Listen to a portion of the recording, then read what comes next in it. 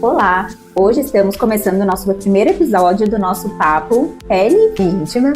E eu sou a doutora Ana. E eu sou a doutora Caroline.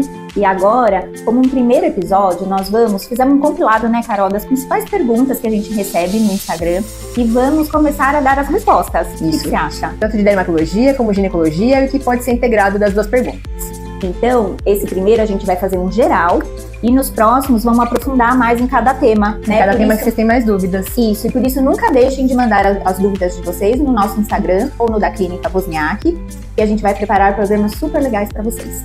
Dermato. Estou com uma cicatriz escura no joelho devido a um acidente de moto. O que posso usar? Cicatriz escura é hiperpigmentação pós-inflamatória. É uma resposta, né, Carol, que o nosso corpo dá aquela agressão para cicatrizar formando a mancha escura. O principal é começar a usar o protetor solar. E isso faz com que não fique mais escura essa mancha.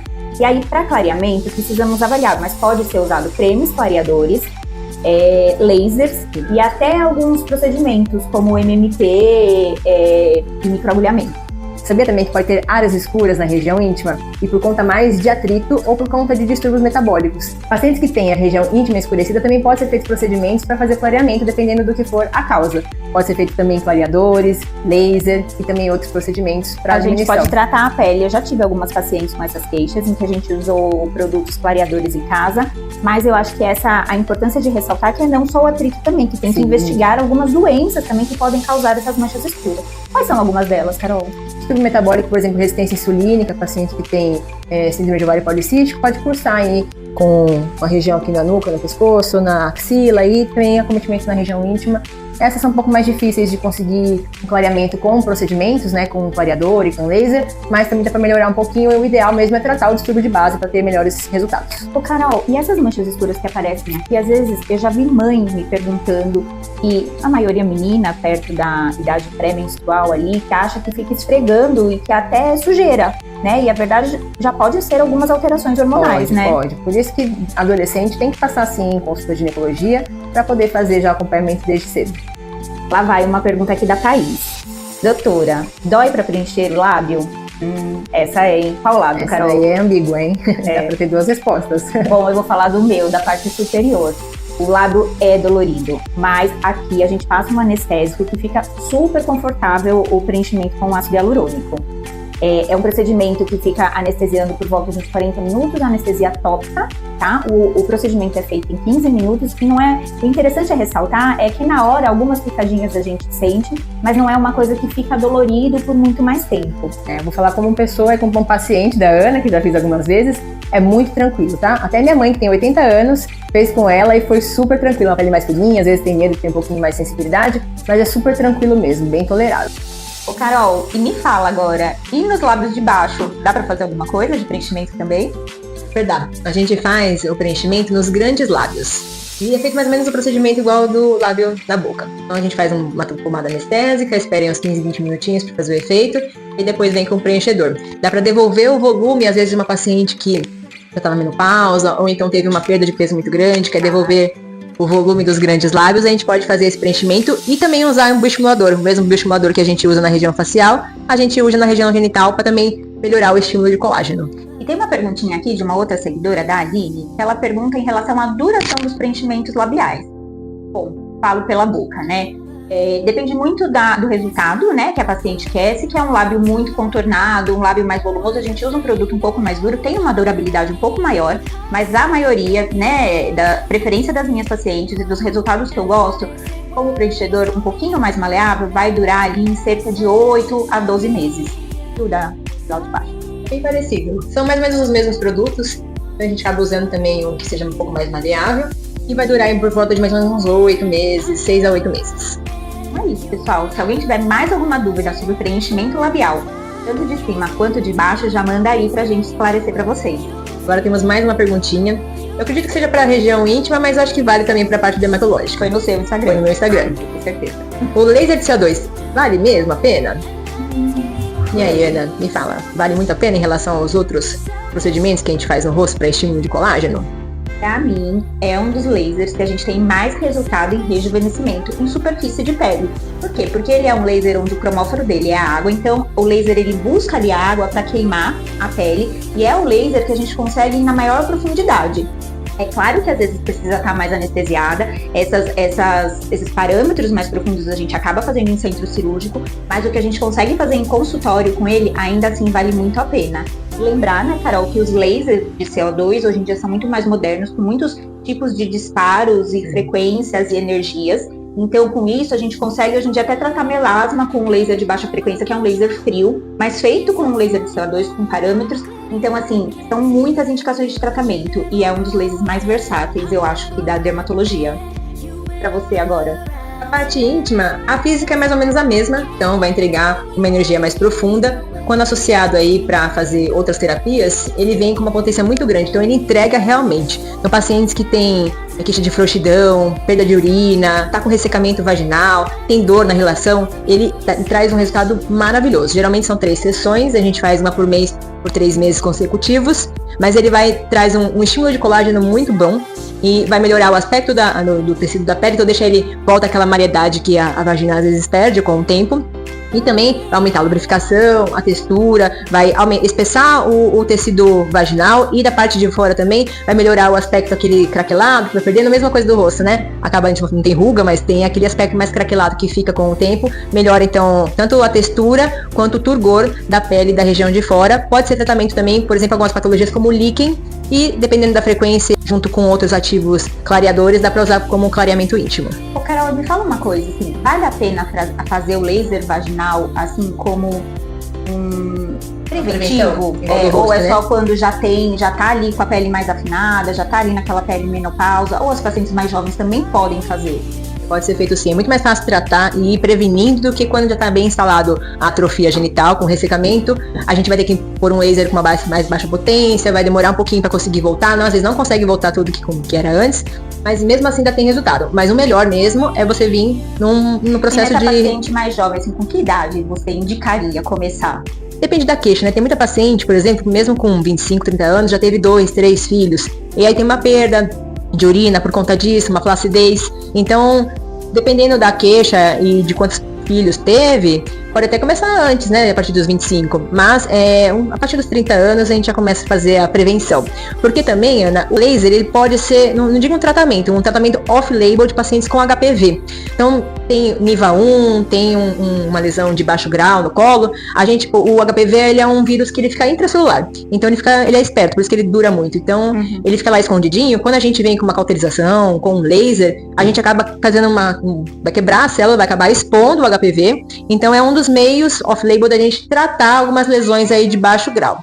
Ah, legal. E aí eu vou complementar aqui com uma coisa que sempre me perguntam, que é relacionado à dor, né? Porque vem esse estigma do laser de CO2, que é um laser muito dolorido. E assim, a dor vai depender da energia e da profundidade que a gente vai colocar, né? Os parâmetros que a gente vai pôr esse laser. E eu sei que na pele, o anestésico tópico para tratamento em consultório é o suficiente. Mas e no íntimo, dói?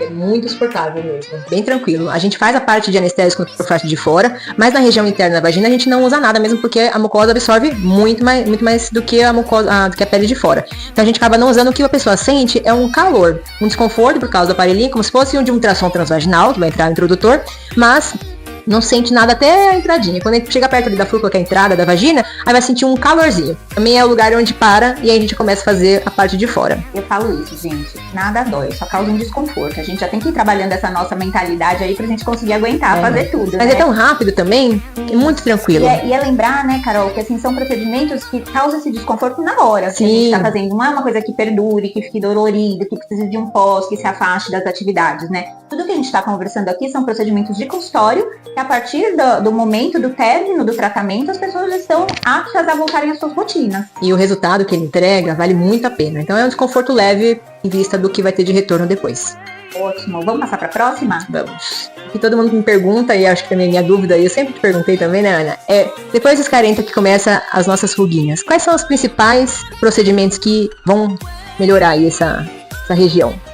Só aqueles creminhos resolve ou tem que ter tecnologia? O skincare, ele é uma continuação, né, dos tratamentos que a gente faz aqui no consultório. E assim, eu acho que a pálpebra inferior é uma das nossas maiores dores para tratar, né? Porque a pele é muito fininha, é uma pele muito exposta, que desidrata e ela é sujeita à musculação, à movimentação do músculo orbicular, que tá ali, o nosso olho movimentando o tempo inteiro. Então acaba tendo a fratura, né? E as ruguinhas vêm aparecendo mais cedo. Como é uma pele muito fina, a gente não tem muitos produtos sólidos para usar para fazer de estímulo de colágeno, né? Então a gente consegue aí uma melhora com uma junção de tratamentos. Os mais indicados são o laser de CO2, os skin boosters, os fiozinhos de PDO, né? E depois a hidratação do skincare, que eu acho que ajuda muito também. Ah, e o mais importante, né? Que a gente pode esquecer, a toxina botulínica, né? Que a gente paralisa essa musculatura orbicular para na hora que a gente sorrir, ela não apertar o cantinho do olho. E aí ajuda a não fechar o olho, manter um olhar mais aberto e aí a prevenir também a formação das ruínas. É o que mais acho que chama atenção, né? É o olhar, né? É. E impossível, né? Não fazer as expressões do dia a dia, acaba mesmo aumentando as ruguinhas. Eu acho que é onde pega mais na autoestima das mulheres, né? E aí entrando em olhar e botox, eu acho que é um assunto que todo mundo Botox tem muitas dúvidas. Sobretudo como funciona, duração, indicação. Vamos falar um pouquinho sobre ele. O botox que acho que é o carro-chefe, né? De toda dermatologia e também tem suas indicações na área íntima também. Né? Então, assim, a gente vê a indicação da toxina tanto para melhora das ruguinhas, para contratura muscular, para a gente melhorar a abertura do olhar, para a gente diminuir a força que puxa o nosso rosto para baixo aqui do pescoço, para diminuição do suor. A gente pode fazer tanto na axila quanto na virilha. Quanto na virilha, para a região íntima, né? Sim. A gente já tem estudos de toxina botulínica até para melhorar a calvície, né?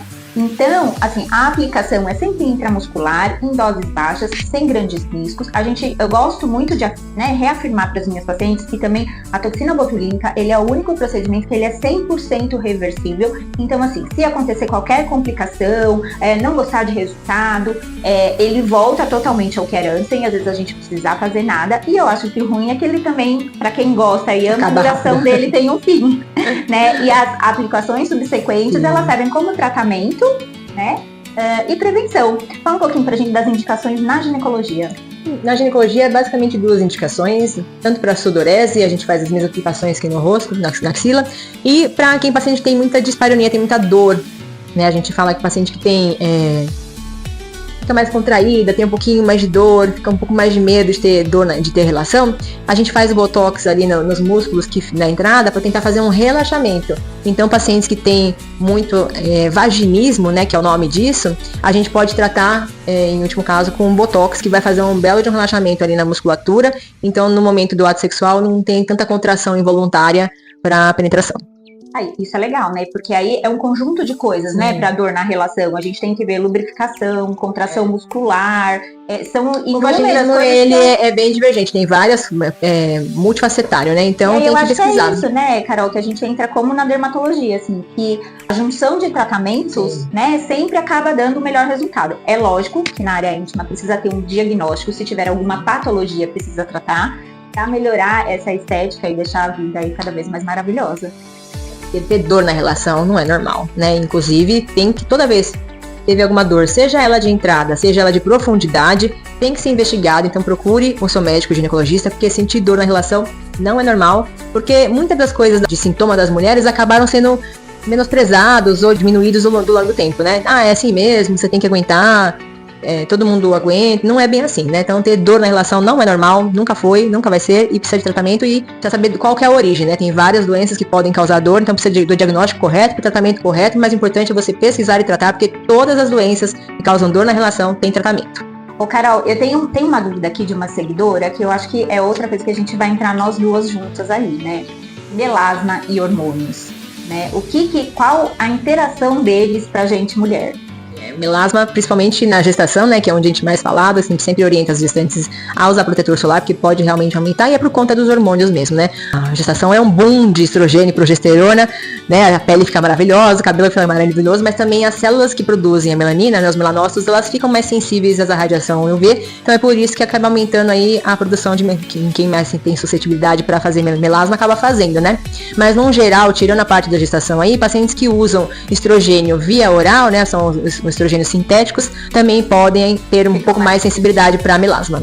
Então, anticoncepcional. A melasma é uma doença multifatorial, né? Então a gente entra de novo, né, naquela discussão que a junção de tratamentos é sempre a melhor opção.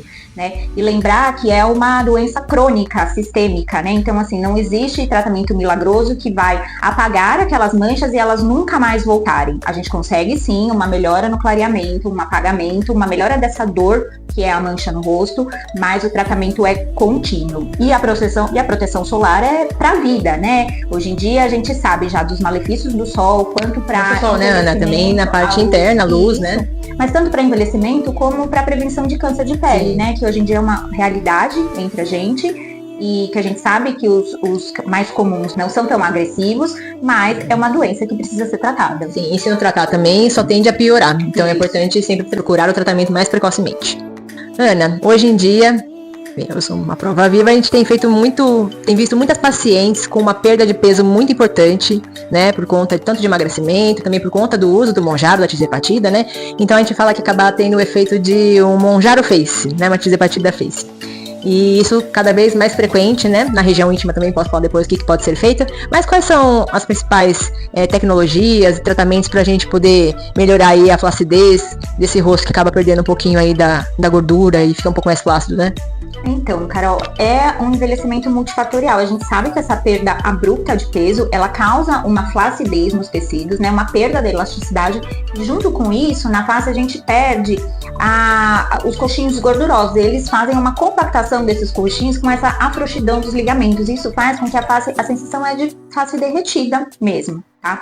Eu acho que assim, o interessante é tratar enquanto esse emagrecimento está acontecendo, né? Porque a gente consegue ali já prevenir e ir tratando. Com uma boa suplementação também, para não ter tanta perda, né, de tecido. É importante uma boa suplementação proteica, pra gente, tudo que a gente fizer para estimular o colágeno, o nosso corpo ter esse aporte, né, para produzir. É importante hidratação, né, Carol? Porque assim, a gente sabe que o nosso corpo precisa de água para funções vitais. Não adianta colocar toda a expectativa em cima dos procedimentos se você não tiver um suporte, tanto nutracêutico quanto alimentar adequado. Então tem que fazer uma dieta mais voltada com proteína, fazer uma suplementação adequada para ter um retorno também. Se eu não tomar água, não tomar colágeno, não fizer um suporte proteico, não adianta vir fazer as melhores tecnologias que não vai ter um resultado adequado. Não. E aí o que a gente tem, né, de tratamentos, eu acho que entra o ácido hialurônico como um reestruturador, né? Eu gosto de conversar com as minhas pacientes e pensar assim numa reestruturação que eles funcionam como uma caixinha, que a gente põe a pele lá para trás e coloca o gel e ele ajuda a estruturar esse rosto, tá? E melhorar também a textura e densidade de pele com os bioestimuladores injetáveis e com as tecnologias,